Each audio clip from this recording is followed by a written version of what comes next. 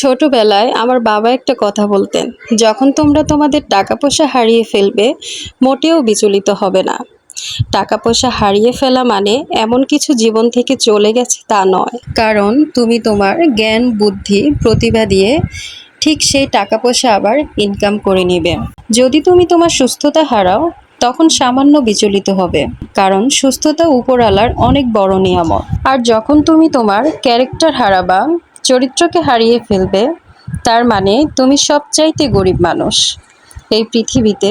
কেননা যার চরিত্রের ঠিক নেই, এই চরিত্রের মধ্যে কিন্তু অনেক কিছু বোঝায়।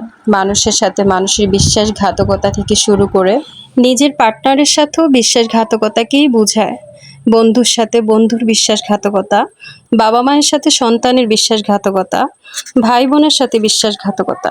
যে কোনো সম্পর্কের মধ্যে যখন তুমি তোমার দুশ্চরিত্রের পরিচয় দিবে, ঠিক সেই মুহূর্ত থেকে তুমি যেভাবে নিজেকে অমানুষ হিসেবে পরিচয় দিয়ে দিয়েছ, তার মানে তুমি এই পৃথিবীতে সবচেয়ে বড় দুর্ভাগা এবং সবচাইতে বড় গরিব।